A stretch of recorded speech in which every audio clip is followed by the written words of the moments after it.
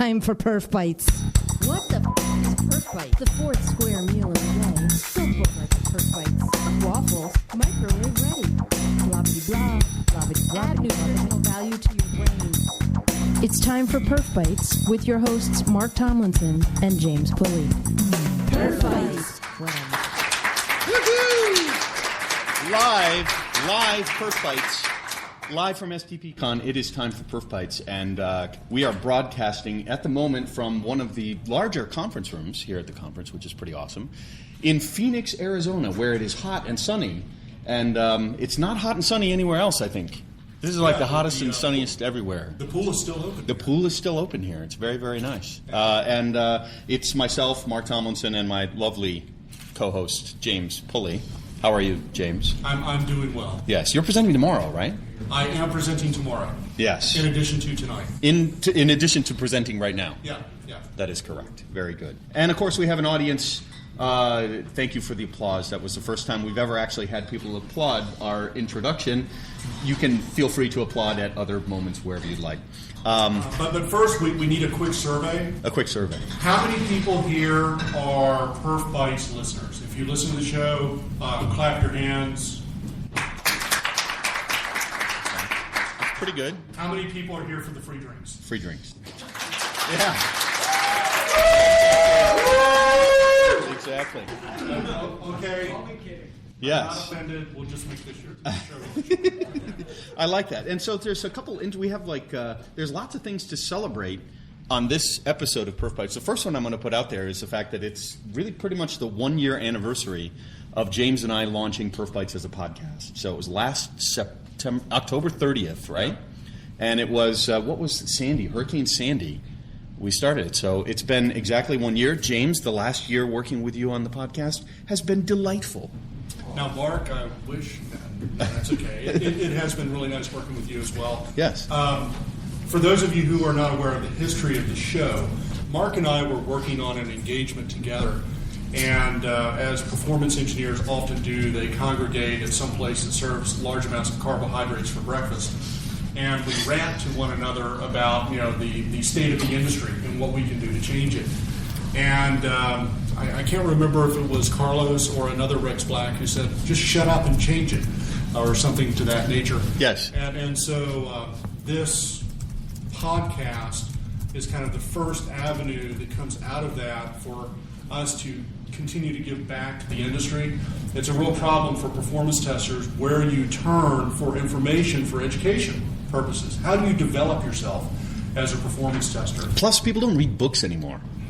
What are books? They don't. I don't even know what a book. E-book. It's an e-book. I'll read it on my e-thingy with my iBook, e-book. I don't. A-E-I-O-U. Yeah. What? Yeah. And what's horrible is a lot of the books that I have that I use for reference, and maybe the same is for you, Mark, they're not available on Kindle. You can't get them on Kindle. Can't get it all on Kindle. You can't get modern operating systems on Kindle. Why is that? James and I are translating all of the founts of knowledge that we've used, and we're just going to put it goofily and probably incorrectly into a podcast format for you now. So happy anniversary to PerfBytes. Yes. Now, there are a bunch of other things you brought up that we're celebrating. Yes. First of all, I think we should talk about our sponsors for tonight's show. Yes. We want to recognize that we have several sponsors. One of them, of course, is STPCON, who is hosting this event and have been very generous and loaning us the room. Giving drinks. We should also acknowledge that one of today's sponsors is Michael Hoffman, the king of woo! So everybody turn to the person next to you and say, you look marvelous. You look marvelous. You look marvelous. Excellent. And finally, we do have a new sponsor for the show. Yes, James and I are hip. We have lots of tools. We've had all sorts of different vendors that make performance testing tools, and we've worked in the industry so long that we know everyone. But we finally got one of them to officially support PerfBytes, and it's a new company called Flood.io. Yeah. So shout out to Tim Koopmans and a big thanks to the Flood.io guys, and maybe our other friends in tools will they'll catch on. We need to support this. And of all the places in the world where we get our first sponsorship from, it's from Australia. They do performance testing down under. Yeah, but we could not go any further unless it was Antarctica. And Yeah. on that continent listens to us. Yeah, I think when you run virtual users in Australia, they run the other way, don't they? When you're because in Load Runner, they usually run that way, and then you run the other way. Yeah. And so, a special thanks to Flood.io, and you'll hear more. We're going to have Tim on in a interview in a couple of weeks. We'll schedule that, and he'll probably join the show a bit. They're not just supporting PerfBytes, right? Because James, you and I, nobody's really getting rich doing this, so it really helps us keep the operating costs for all of the technology we use, and it keeps our website up and running, which is pretty awesome. And so that's really the second sponsor, because Nuco has been helping your company. True. My organization, we host the website. Yeah, right on. Help to kind of defray the cost. Yes. So thanks for supporting performance testing. All right, James, before we go any further, you need to catch us up on all the new stuff happening in the world. Yes. For every show, we have 2 news segments. At the top of the hour, we have the news. At the bottom of the hour, we have news of the dam. So we'll start off with news, and this is in no particular order. It's stuff that just was interesting to me. Apple has announced some new iDevices. Anyone hear about this? Yes. New iPads. There's an iPad Air. There's an iPad Mini with a faster processor. And, of course, they've dropped the prices. Yeah. They finally decided that they do, in fact, have to compete with the rest of the universe, that Microsoft was stealing something from them. I don't know what it was. Yes. But they were stealing something from them, plus all of the other tablets coming from other manufacturers. So they have new devices available almost immediately, and they're also going to include the iWork Productivity Suite, which is a competitor to Microsoft Office. So if you haven't had an Office solution on your Mini or your iPad, now you'll have one. I think somebody should come up with uWork, because I'm tired. Mark, have a drink. Red wine, drinking red wine tonight. Yes. Next up, and this comes out of a discussion I had with some guys from SOSTA last night. There's a group in Barcelona that has taken 3D printing technology to the absurd end. You can now print food. You can print food? You can print food. Oh, we don't need that here in the States. Yeah, as long as the base involves something that can be extruded out of a nozzle. Chocolate. You can print chocolate. Yeah, you can do chocolate. You can do all sorts of things involving sugar, but all other protein mixes as well. You can mix them in different combinations. Of course, it's not going to look like a lobster or anything like that. No. It might be kind of like the gray ooze that everyone is concerned about. blob. The target initially up front is chocolates, different types of pastas that they'll extrude, just like you do from a pasta maker at home. That's cool. Breads or anything that starts life as a dough, a paste, or a stiff liquid. It sounds really good. Can we print scotch? Single malt scotch? I don't think we can print. I don't think you yet. can print scotch. It's fine. Just And if think. you notice the replicators on the first Enterprise, they did not produce alcohol. What? Yeah, I don't know why. Yeah. Computer, I'd like an 18-year-old smoking. Exactly. Yeah, scotch. Sorry, don't go there. Don't go there. So, All right. who here is a car fan or car buff? Anyone into cars? Yes. Oh, yes. Awesome. Okay. You like Corvettes? Fisker Karmas? Yeah. Well, now you're going to be able to combine the two. Heinrich Fisker designed the BMW Z8, if you've ever seen that. It was one of the Bond cars many years ago. He was head of design for Aston Martin for a number of years under Ford. But he also designed the Fisker Karma, which was a hybrid sports car, four-door sports car. Well, they've kind of gone under. Very expensive sports cars, like $100,000. But Bob Lutz, who's a former executive with General Motors and Chrysler, has kind of picked up the supply chain for that. And he also has relationships with General Motors. So he's decided to merge the Corvette drivetrain with this really, really uber svelte four-door car, the Fisker Karma. So it would be a competitor to like Maseratis, high-end four-door Porsches and things of that nature. Very, very cool. And the fastest four-door on the planet, maybe. It may be one of the faster four-doors on the planet. And This reminds me of a failed experiment in the mid-'70s of a four-door Corvette. Four-door Corvette, Yeah, exactly. Yeah, they made very few of them. Yeah. They're kind of ungainly. Well, you can put nothing like putting the baby seat in the back and driving 215 miles an hour. Kind of like That might be fun. I like that. All right. Next up, STPCON news. U-Test. Folks from U-Test. Earlier this year, they were honored with the Gold and Silver Stevie Award at the 2013 American Business Awards. This was for a piece of software called... Applause.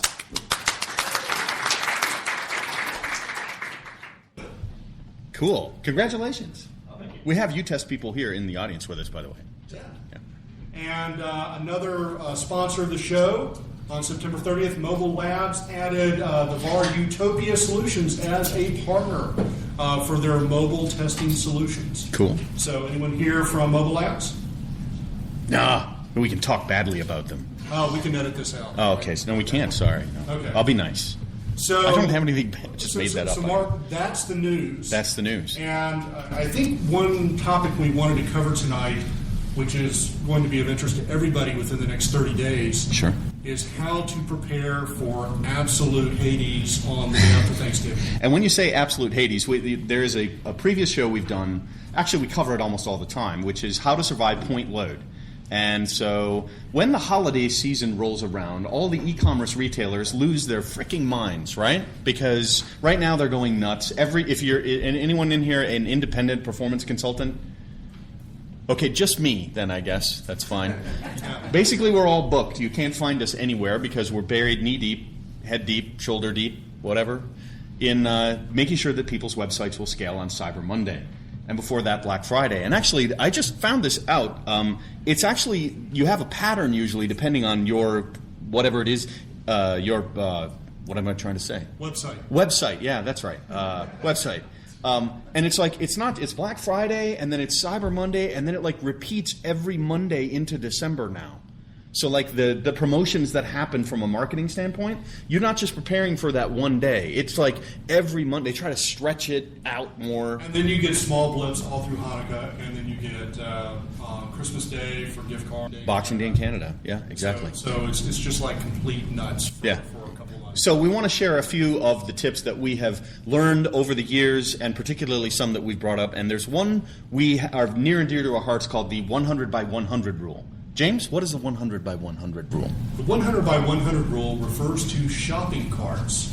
If you have any shopping carts in your environment which are more than 100 days old and haven't been exercised, or have more than 100 elements in the cart and have not been checked out, kill them. Kill them. These are not your friends, because what will happen is someone will show up to look, and a lot of someones will show up to look, and they will have these large shopping carts. They will take up memory, and then when they leave, all of this has to be cleaned up. Mark and I worked at one particular client that was using a monitoring tool where the script was not very clean. It did not remove from the cart what it had added to the cart at the beginning of the cycle. Yeah. And it had a cart that was roughly 150,000 elements. So what do you think happened when that shopping cart had to be removed from memory? Anyone? This was a major garbage collection event. It stopped the world. Not just stop the world, stop everyone else from shopping. Yes. Yes, stop the revenue. That's what I'll call it. So if you have individuals and named accounts where they have 100 elements in their cart, find a call center agent and call them directly. Yes. These are people you want to be customers. If they're going to buy 100 of something at a time, yes, call them up, give them a personal relationship with the company, and delete their shopping cart. Yes. From the website. Yeah. Now, I actually wrote this up as a potential benign security hacking thing, right? Because no one would ever, if you just slowly over the course of 6 months add a thing to a cart, no one ever deleted it or purged it. You just get that thing kind of filled up. No security system's going to scan that or anything. All of a sudden they wait until Cyber Monday. What do you think your competitors are doing? Oh yeah, every day we kind of run a little script, put another one in the cart, and then on Cyber Monday, do the promotion. open that up, and then close the cart, and about 20 minutes later, average session time, 20 minutes times out, clean up all those objects, and boom, your competitor goes down. That's right. I'm not advising that. I'm saying be forewarned. Right? If you're, if you happen to be a widget maker and you compete with widget maker B, yes, and they're kind of unscrupulous because yes, they are the B in the market. You could see them doing this. Corporate terrorism, I think. Yeah. Yes, yeah. Corporate hacking. So the rule is clear them out. 100 on the shopping cart. Just go through the database and clear out all of those persistent cart objects. If you're really smart, you'll actually remove the persistent cart from anyone who's not actually putting something in a cart. Yeah. So that'll even give you more boost on the front end. So what's another tip, James, for surviving point load? We had a lot of them. The next one is to make sure your content distribution solution is configured properly. What do you mean? Well, who here is familiar with Akamai? Who here has heard of Akamai? You've got a lot of hands. Yes. Yeah, basically, these solutions exist to help remove load from your core website. However, if the content distribution network is misconfigured, load will come through to your core website. These are stealing resources from users who want to give you money.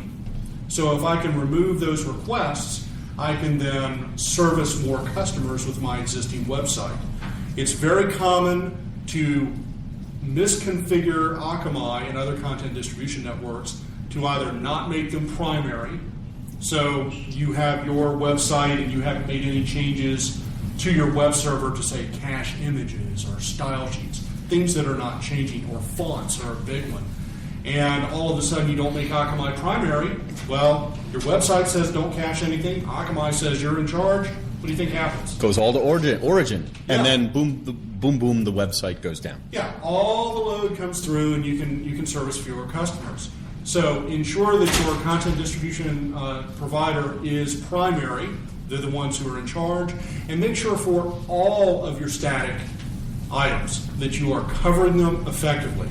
And that includes style sheets, JavaScript files, images, static HTML, fonts, and then there are like 15 different varieties of font formats and things of that nature, because you want that load to be handled in the net and not on your core site. Your core site you want to reserve for your revenue customers. Agreed. So don't set it up in a way that it's just going to blast your origin server. That would be bad. All right, there's another favorite one I have, and this is kind of hard for e-commerce. But it's a lot of times if you know a spike's going to happen, or you know that point load situation is going to come, we'll still leave the full rich dynamic website as the primary URL that you're going to hit.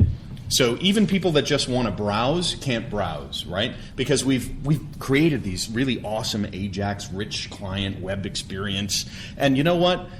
In the holidays, you might want to start trimming all of that down and going to almost a static page if you can, depending on what you're selling. So let's say you've got, I don't know. Say for instance, you were selling insurance in a private market, and for each individual state, things of that. Oh no, you mean health insurance? Yeah. Yeah, we can't talk about that yet. I thought that's what you were talking about. No. Oh, okay. I break out in hives when we talk about this. It's just so disappointed. We've been doing this podcast for a year, and nobody on that project listened. I'm starting a rant. Were no I started ranting. On that project. No ranting. Okay. Yeah. Okay. So no. Here's my point. What do you think is the hottest selling item this holiday? Take a guess. Anyone have an idea? You have kids you're buying shopping for, maybe? Tickle me on that. PS4. What? PS4, new Xbox. PS4. Okay.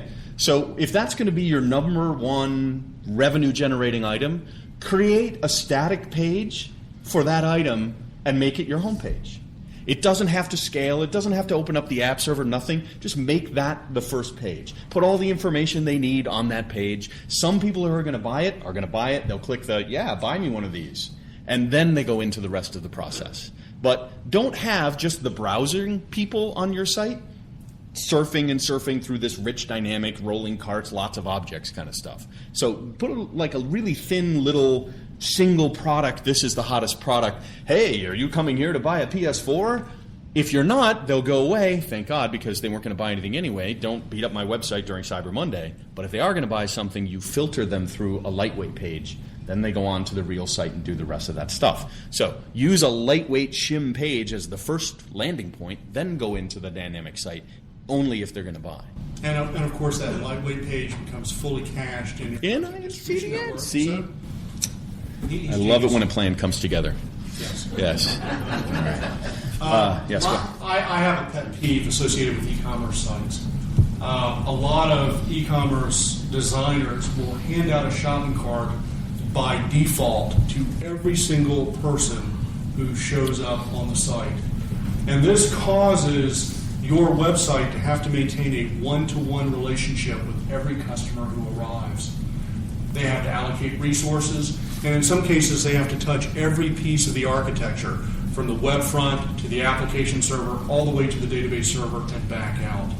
This does not work well for scalability. No. So if you can just modify your shopping cart instead of being defaulted to go to, it's created when someone adds something to the cart. So they're on the revenues path at that point. Or they look at the cart, they click the cart icon. The cart icon doesn't have to disappear.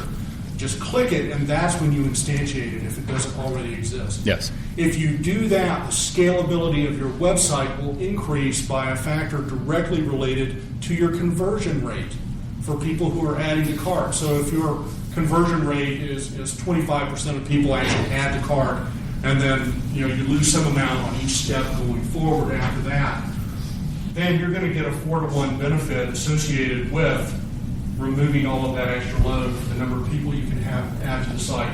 These are small changes. Visually, no difference to the customer experience. The site looks the same. Yeah. But there's no real object overhead behind it. But you're going to get arguments from your development staff and your architectural staff on this one. Yeah. They will fight you tooth and nail. They will say, the business mandates that everybody has to have a cart. Yeah. No, the business mandates that everybody sees a little cart icon. There's a difference. Yeah. The user doesn't know that there's no live cart behind it until you click the icon or add something to the cart. All right, so I'm gonna say there's one caveat here in those arguments with the architecture team, because I've been in these arguments with the architecture team. Sometimes the analytics, like not everyone has analytics. They put a beacon on the front of the website and such, right? Yep. So sometimes they roll that cart to track. Oh, hey, there's fire trucks outside. Your ride is here. Oh, it's awesome.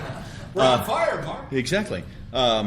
So what are we saying? The marketing. So the marketing analytics might be attached even to an empty cart, and they use that in their looking at the who converted and not. So you might be hard pressed this late in the game before the season to come up with another mechanism. Yeah. But so that's one argument. People say I still have to roll an empty cart just because we're using the empty cart tracking in the analytics. But if you're using a third party for your analytics, Using third party, don't put it in the cart. Yeah, don't go there. Yeah, just throw it on there. That's bigger. Next up is your redirects, temporary versus permanent redirects. Make all your redirects permanent. But they're not really permanent. Well, they're temporarily permanent. They're temporarily permanent because... Boy, that's not confusing. What happens with temporary redirects is every time a resource is re-requested, the user in client has to talk all the way back to the website. They have to go through your content distribution network, touch your website. The website then acknowledges back to the client where the particular resource is located. And then another request comes and goes to that location. Well, if you imagine you have a logo and you have a redirect on your logo to whatever the logo du jour is for your particular company, why not just make that permanent? The first time it's requested, a permanent redirect takes place that's cached at the client. All future requests now go directly to the location that's required. You're removing substantial load. A lot of development tools are built around the premise of this temporary redirect, pointing you to various locations. You can just make them permanent. Less calls. Less calls are good. Less requests all the way to origin. Yeah. And that's what we want. We want to remove that core load so we have more resources available for your revenue generating. That's a good point. I like that one, right? That goes with the Steve Souders web performance, do less. Correct. Yes. Avoid the network. Speaking of doing less, it's really late in the season for some people that are starting like e-commerce holiday load testing. And so in terms of doing all these other fancy configuration code kinds of stuff, pretty much if you're an ops right now, you're just saying how many spare machines do I have? One way to survive point load, no joke, just throw hardware at the problem. You're too late. You're not going to test your way out of the situation, engineer. No, it's too late. Just take some good measurements of your network bandwidth. Maybe you need to double the size of the pipe. Maybe you need to just throw some more VMs at it. If you don't have good data from a great performance testing effort over the last 6 months, I feel really bad that somebody out there didn't have that. But and Amazon is your friend. Amazon is your friend, right? Microsoft, Cloud Azure, yes, Rackspace, you name it, right? Yeah. Fire up some more VMs. Throw another log on the fire. Yeah. Sorry. Watch it burn. I'm totally dating myself. That's why do I know that song? I'm not going to start singing again. We're just really old. I'm really old, right? But I do know that song. Now I'll remember it. I'm not going to tell the story. All right, James, we're almost to the bottom of the hour. I think I have one more. You have one? Okay, one more, and then we'll... one more before we go to the bottom of the hour. Okay, good. How many people have actually looked at your web server error log recently? Anyone? Becky, I see a few hands yeah? in the room. 404s, missing resources. You see a lot of those? Well, obviously your end users are complaining that they're not seeing something, right? Yeah. But it's costing them. It's costing them. That's a call that comes all the way through to the back-end server, and that creates an error condition, which is actually fairly expensive on the website. I've seen some sites that have 500,000 errors a day. It's a lot of work. Yeah. Have you considered faking out these missing resources? Create a 1-pixel image. That's like really, really small, but does nothing. Yeah. It's better if it's a GIF that it's got a clear channel that you can use, or a PNG. And if it exists, it can go into the CDN, which takes you back to the CDN tip. It all connects. It's a scheme. And basically, it removes the error condition. It removes all of that extra load. Yes. And if you have a missing HTML file, something that's text-based, a missing JavaScript, just create it and make it 1 character wide. Yeah. You can't cache nothing. Correct. But if it's not there, you're going to create a lot of extra load. That's like almost a spiritual philosophy, right? One cannot cache nothing. Is that a haiku, a performance haiku? It is. It's almost a performance. I'll write a performance poem on that. That'd be very good. I like that. Plus, there's another thing. If you check those logs, you'll find stuff that's, if you go into the app server layer, that for some reason, if it's misconfigured, you'll get all the way into and serving static content out of your back-end app server. So go track those down and be like, where did that come from down there? That's and Mark, I yes. think we have a question from the audience. Oh, it's Doug Hoffman raising his hand. Hello, Doug. Everyone say hi to Doug. Hi, Doug. Hi, Doug. Hi. My question is, how do you know what isn't there? Because you're saying put up a web page. Well, this is the Donald Rumsfeld School of Epistemology, right? Which is there are the known. We don't know what we don't know. We don't know what you don't know, but you do know what you know, and you don't know what you don't know, which means you can know what you don't know, but you will not know what you once knew you didn't know. There's actually a fairly easy answer to this. Really? In the error log, we'll have a 404 for a resource which has been requested, but is not in the site. It's not physically present. It's a bug. So if we have something that's not present and not requested, then we get into the Donald Rumsfeld, we don't know what we don't know. Yes. But if we have something that's a part of web pages which is being requested and causing an error condition, then we can fake it out, and the error logs will actually tell us that. Aha. Does that address your question? Yes, it does. Yes. Thank you, Doug, for joining your first PerfBytes.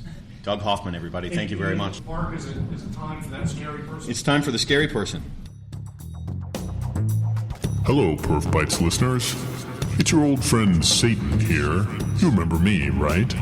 I'm the original founder and innovator of all things evil. That's evil spelled now with a lowercase e dash capital V-I-L. Evil. It's totally mod. Anyway, sometimes I find that even with all my efforts at trying to improve techniques for demonic possession, natural disasters, and even poor food choices, I still find it hard to compete in the marketplace of darkness against some of you in the IT department. So, as such, it is with great esteem that I'm proud to introduce this week's edition of the news of the damned. Can you dig it?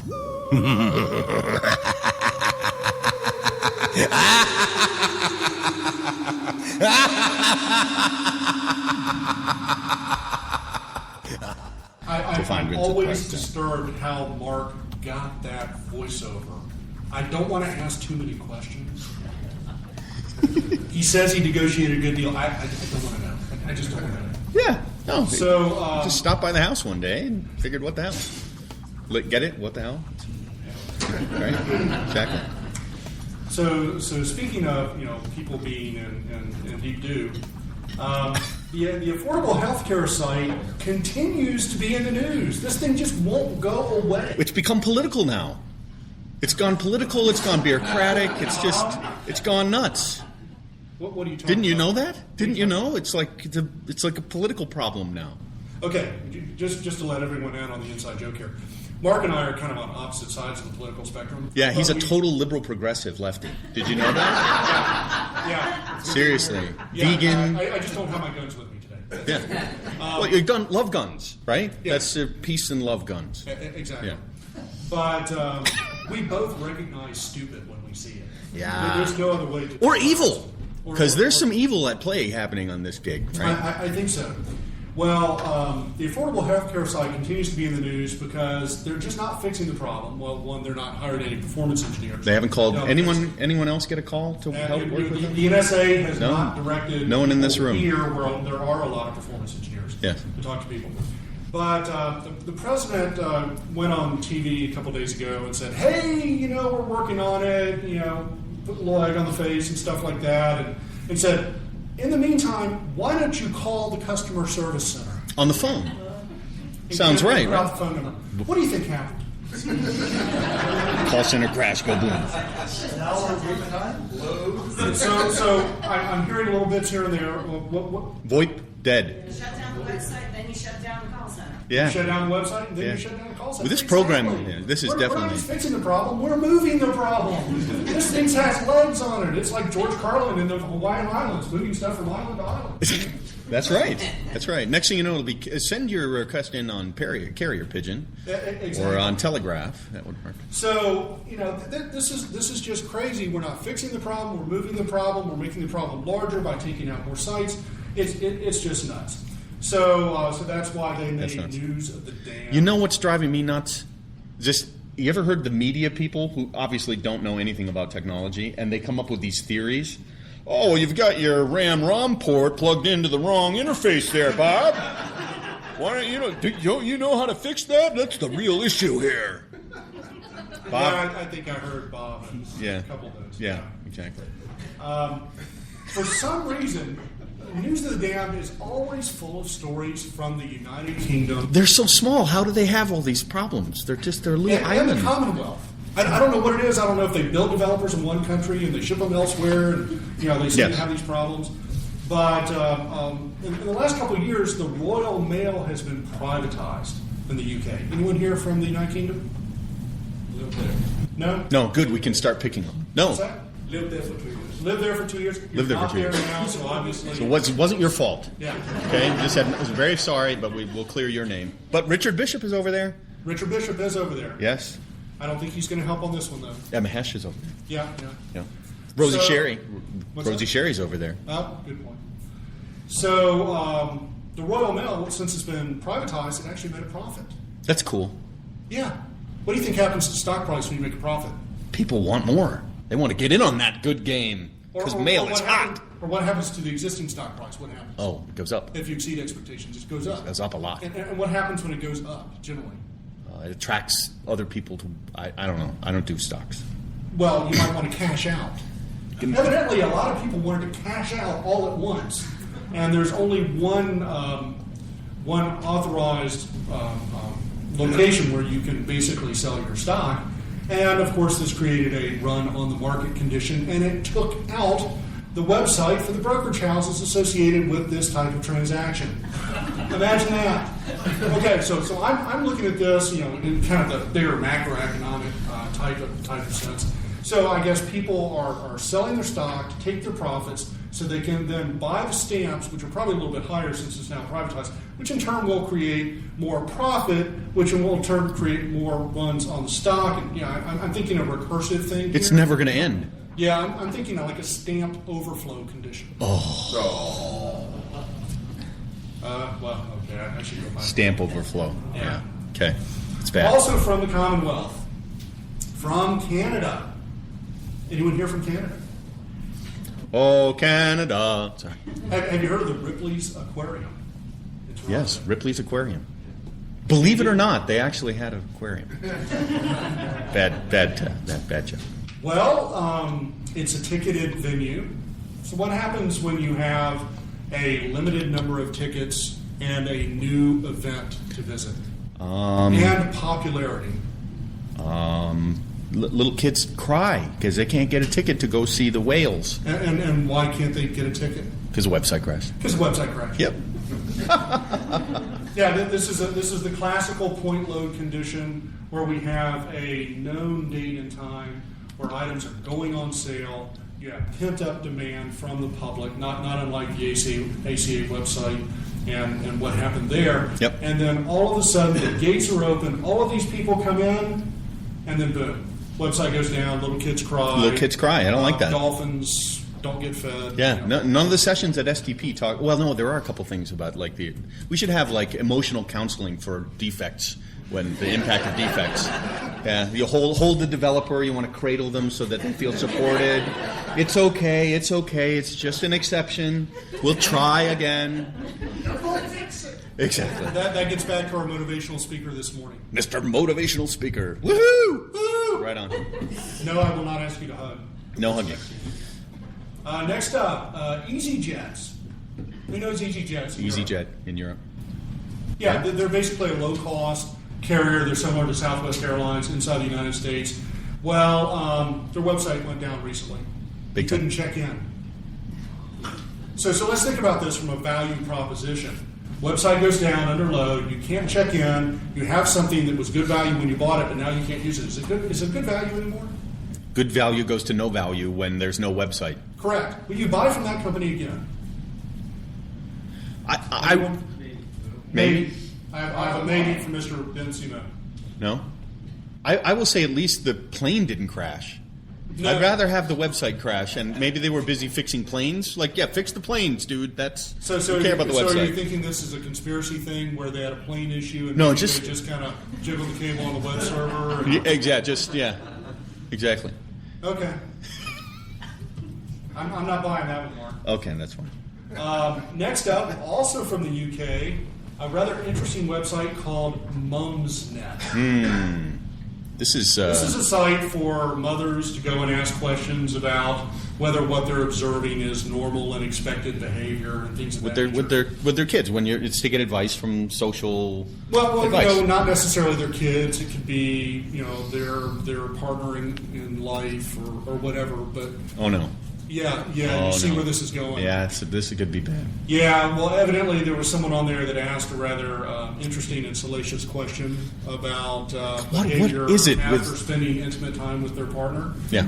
And it attracted a lot of attention. Evidently this thread went wild, and you had a bunch of other mums come together to get advice, and people who probably had a more prurient interest show up and just say, ooh, that was good. Yes, gawkers. Right? Yeah, gawkers. Yeah.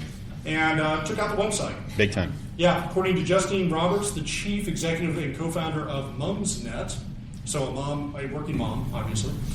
The site's traffic has more than doubled since the post went live. On a daily basis, they got about 300,000 visits to the site. Wow. At the moment, it's looking like today's traffic will be more than double.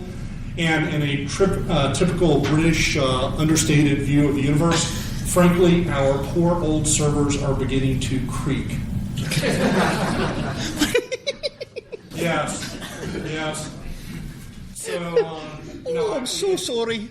Yeah, it's our poor old servers. It's not a glitch. It's a creak. It's what you get when you walk across the floor and you get a loose board. Yes. Typical British understated humor, I guess. Yes. And so we're not going to discuss the actual content of the thread, but if you really wanted to find out, you can go to Mumsnet Yes. and website crash. Yeah, and we're not encouraging you to make their condition. Don't go there. Yes. Don't. Do not But wait a use minute. the- Now that's reverse psychology. No, go to Mumsnet. It's totally awesome. No, now no one will go. So, But wait, on this one, in this situation, Yeah. how would we help them? Like they have a content in like a forum social sharing kind of thing. So how would they scale out to support? Put it on a static page or just take the content down? That's kind of controversial, right? On our point load show, we talked about what happens when you get these unexpected rushes of load. You need to find a way to make the site super resource skinny. And if that means taking your comment system offline so people can't add comments, or making some pages static where they're more dynamic. Yeah, so they could see the original story, but it's in static form now, Exactly. close the Just- thread. Okay. Exactly. Find a way to push out the load, skinny it up, similar to what you have when you have someone running around a college campus naked that they think is not a student who's just imbibed a lot of alcohol, and Berkeley. And they need to shut down the entire campus, and everybody goes to the website. Well, you need a really skinny website that says yes, naked person on the loose. Yes. For something like that. Yeah. And of course, since we began the last particular story associated with some sort of sexual encounter, Sexy something. it is only logical that next we go to alcohol. Yes. So, anyone here enjoy craft beer of one type or another? Yeah. I see a lot of hands going up. Wow. That kind of corresponds with how many people showed up for the free booze. Booze, beers, makes perfect sense. Again, the planets align. Yeah. So Kansas City, the Boulevard Brewing Company. If anyone here is from Kansas or they know this brewing company, has been bought out by the Belgians. The Belgians. Exactly. Yeah. Wow. Everyone seems very upset here in the room. Specifically, Duvel. Oh yes. And evidently, the Belgians found the Americans to be too crafty for their own good. So they decided to control them by offering them scads of money to get out of the way and sell to them and allow them to take control. What they did not expect, however, was the voices of Boulevard Brewing's customers to intervene, especially when the company president announced in a letter online what was happening, that they might want to have some sort of feedback. Some people were supportive. Hey, Belgians, woohoo! Addy-style ales. Maybe they'll get cheaper, stuff like that. Others were like, we're an American brewery. You're going to lose me. Some others were concerned that they were going to have to trade in all their growlers for metric-sized growlers. So I thought a growler was metric. no, 64 ounces. Okay, sorry. Or 2 liters. There's Now I'm the problem. confused. There's the problem. I can't get that. Yeah. We're Americans. We're simple. We can't do that mileage to kilometer thing. Yeah, we can't do the land of something on Mars either. Yeah. So the volume of the request for just people coming to the site to view the letter, combined with the comments, took out Boulevard's Brewing's website. Website go boom. Website go boom. Or staggering around.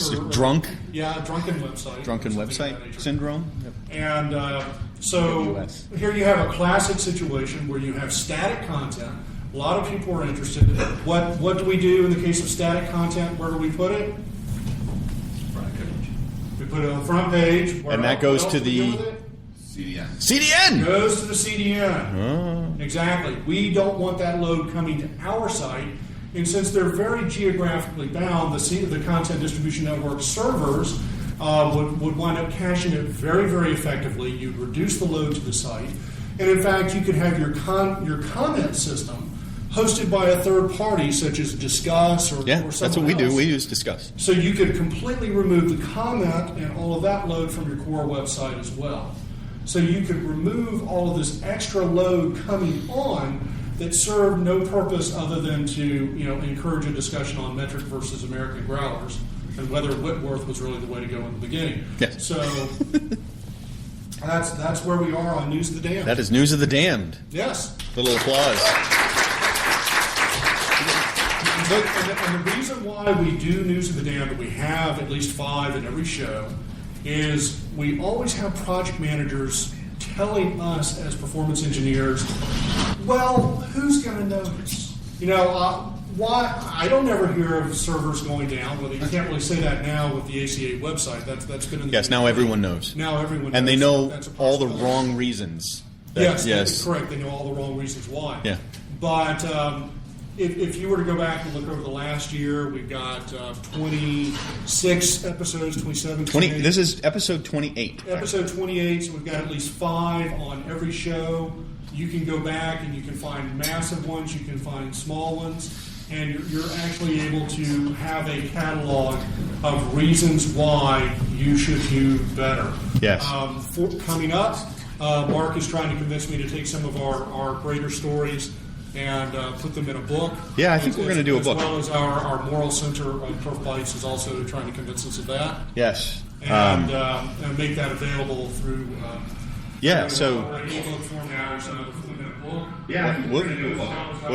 Sorry about that. That's really strange. I was going to say, episode 24, the entire episode is News of the Damned. So we covered a lot more than 5 on that show. We just talked endlessly because we had Google, Amazon, Microsoft. We had like all these, Outlook.com. Remember Outlook Mail, Outlook.com now? And John Curtis is a friend of ours who I worked with him at Shunra, and he's hilarious. He cracks me up. So News of the Damned, there's a whole episode on the subject, and we'll look for that next. So what's the next thing we'd like to do is maybe we do give away a pair of shoes, but we have to have you do something in order to earn the shoes. It's not just a giveaway, right, James? That is true. That's true. So if you want to be considered for the shoes, tell us about your favorite topic from previous shows. Ask a question about it. Give us a business card, and then we'll raffle off. We're not going to raffle. We're going to let Martha decide. Okay. Martha is the voice. She's our moral center. She's the sexy Irish voice of PerfBytes, and so you're not a tester, and you're not influenced in any undue way by the fact that you're married to me. No, not at all. Right? I can Believe me, she doesn't care at all about what we do. No, she loves me and supports me, but at the same time, who cares about performance? I just really like your shoes. You like my shoes, right. So James is going to maybe ask some questions, and then she will evaluate the answer to see if a normal person can actually understand what your answer is. So this is a segment we'll call Ask a Normal Person, not a tester. So, right? So we have to think of a few good questions here. Maybe we could do some of the things from if you're how to be a performance engineer. You might be a performance tester if. What type of animal is a percentile? Anyone? This is from the You Might Be a Performance Tester If episode. No. Mike is he's totally kicking himself. Mark, do you want to... Yeah. It's an ancient reptile, isn't it? That was extinct from 10,000 years ago? Yeah. I think 98% of them actually died. Yeah, there's 100 of them. There's 100 of them, yes, exactly, 1 percentile. No, we have to come up with another way to do the quiz. We could ask them what their experience is so far at STPCON. Or what about tell us about your favorite website failure that we haven't covered this evening? Yes. Just go forth. Raise your hand. So yes, either tell us about your website or tell us about one performance thing you learned thus far at the conference, STPCON. Not performance? Not performance. The website for this hotel Yes? blew me away every time I tried to access it today. It didn't work for you? It just crapped out. You said blow me away. It wasn't like you were impressed. I was ready to test earlier. Sorry. Okay. Just 4 fours. Okay. Every link I tried. I got the homepage. Yes, the 11 wireless page. Yeah. Ah, there you go. We will not be giving the hotel manager a pair of shoes. All right. We will not be giving it. All right. All right. What else did somebody learn about performance this week at STPCon? Does this session count as part of No. Well, yes, you could have learned it. You actually learned something today? What? That's amazing.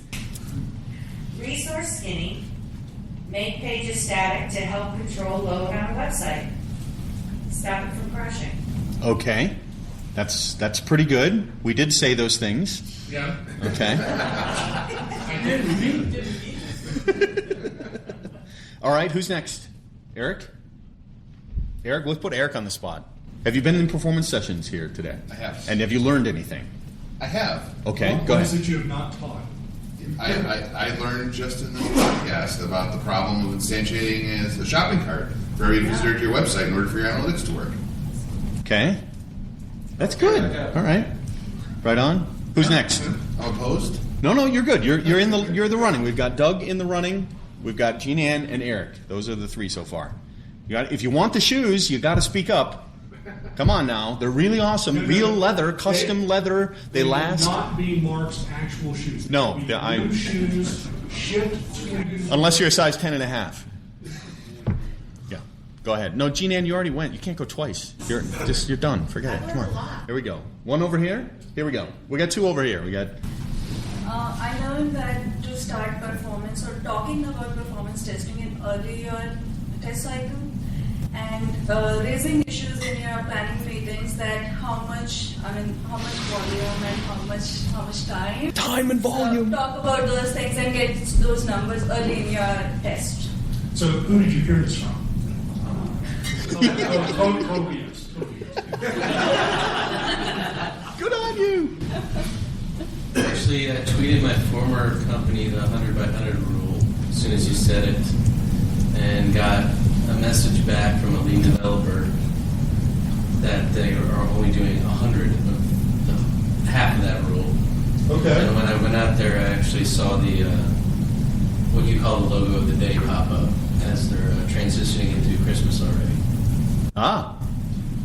So are they listening to this show surreptitiously? Maybe they're ghost listeners. I did drop your website out there, so there could be a listener out there. Could be. There could be listeners. There are people live on the thing. Yes. Very good. No, you don't need to say the company name, Jerry. Yes. All right. Anyone else? All right, come on. Who wants the shoes? What did you learn about performance at STPCON? Ben, you weren't officially at STPCON. Yes. So I don't. This may not count. I mean, Rich is sitting behind you, isn't he? So this is Quality Frog at the SEMA. Quality Frog. So this isn't something you learned, but the whole idea that you put your specials up front and make them as simple and skinny as you can. The restaurant industry has been doing this for decades. Yeah, that's right. This is why when you go to a restaurant on Valentine's Day, they give you a menu with 5 items on it.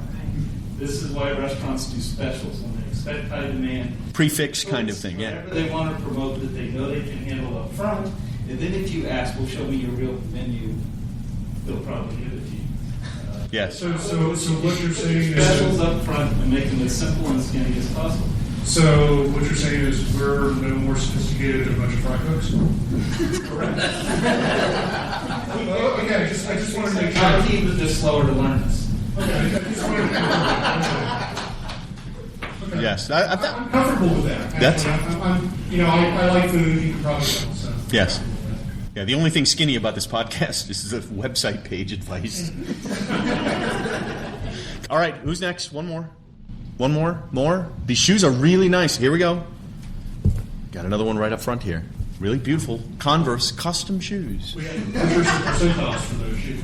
So I would say I quickly figured out that I'm not alone in laughing at the government, and that the rest of this conference is laughing at the government. I'd say that the ACA website's been mentioned in 80% of the performance sessions here, and it's just, I think we all feel somewhat shamed, but needed now. So it's good to see. I'm glad others can. Now, yes, will you use it for the forces of good to help people? Course. Yes. Of course. Get out there. Don't be like these guys, right? Yeah. We can do better.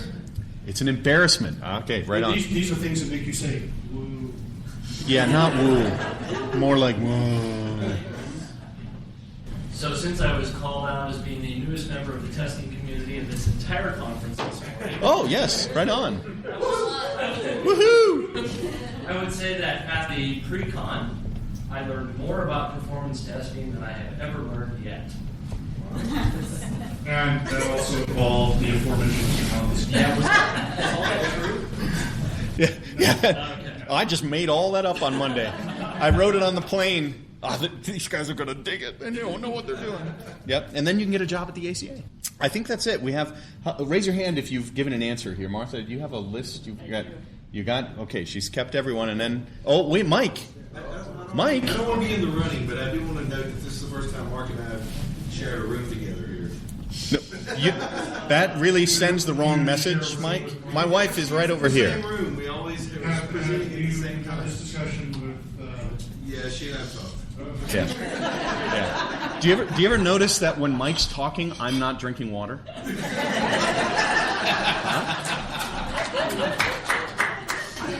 It's a conspiracy. That was pretty good, wasn't it?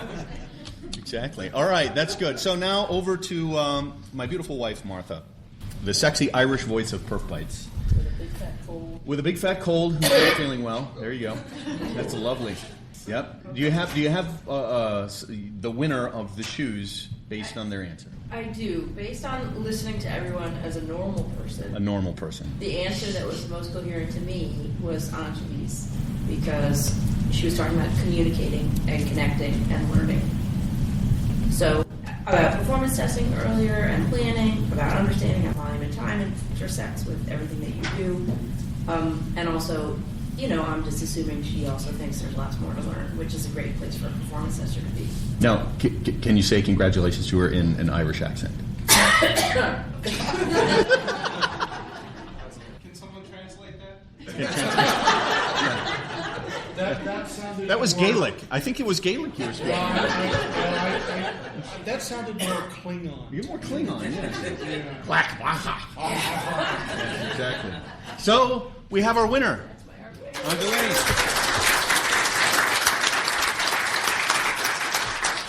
I wish I had that little the music in the background. Thanks for playing the PerfBytes quiz game.